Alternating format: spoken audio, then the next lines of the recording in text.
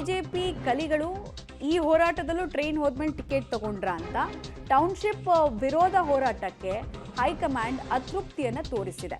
ಸರ್ಕಾರದ ವಿರುದ್ಧ ಸಿಕ್ಕಂತಹ ದೊಡ್ಡ ಅಸ್ತ್ರವನ್ನ ನೀವು ಕರೆಕ್ಟಾಗಿ ಮಾಡಿಲ್ವಲ್ಲ ನೀವು.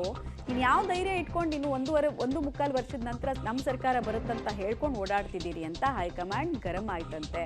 ಹೀಗಾಗಿ ನಾಯಕರು ಎಚ್ಚೆತ್ತು ಮೈ ಕೊಡವಿ ಹೋರಾಟದ ಅಖಾಡಕ್ಕೆ ಧುಮುಕೋದಕ್ಕೆ ಮುಂದಾಗ್ತಾ ಇದ್ದಾರೆ.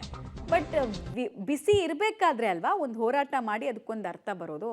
ತಣ್ಣಗಾದ್ಮೇಲೆ ಹೋರಾಟ ಮಾಡ್ತೀವಿ ನಾವು ಅಂದರೆ ಏನಾಗುತ್ತೆ? ನಗೆ ಪಾಟ್ಲಿಗೆ ಈಡಾಗ್ತೀವಿ. ಅದೇ ರೀತಿ ಬಿಜೆಪಿ ನಾಯಕರು ಇದ್ದಾರಾ? ಮತ್ತು ಯಡಿಯೂರಪ್ಪ ಅವರು ಇದ್ದಂತಹ ಟೈಮ್ನಲ್ಲಿ ರೈತರ ಹೋರಾಟವನ್ನು ಅವ್ರು ತೆಗೆದುಕೊಂಡು ಹೋಗ್ತಾ ಇದ್ದ ರೀತಿನೇ ಬೇರೆ. ವಿಧಾನಸೌಧ ನಡುಗುತ್ತೆ ಯಡಿಯೂರಪ್ಪ ಗುಡುಗಿದ್ರೆ ಅನ್ನೋ ರೀತಿನಲ್ಲಿ ಇತ್ತು.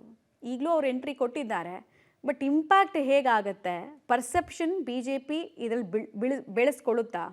ಆಮೇಲೆ ಇವ್ರು ನಾಳೆ ಉತ್ತರ ಕೂಡ ಕೊಡಬೇಕಾಗುತ್ತೆ. ರೈತರು ಕೇಳ್ಬೋದು, ನಿಮ್ದು ಎಲ್ಲಿತ್ತು ಹೋರಾಟ ಬಿಡದಿ ಟೌನ್ಶಿಪ್ ವಿಚಾರದಲ್ಲಿ ಅಂತ ರೈತರು ಕೇಳಿದ್ರೆ ಇವ್ರು ಏನು ಉತ್ತರ ಕೊಡ್ತಾರೆ?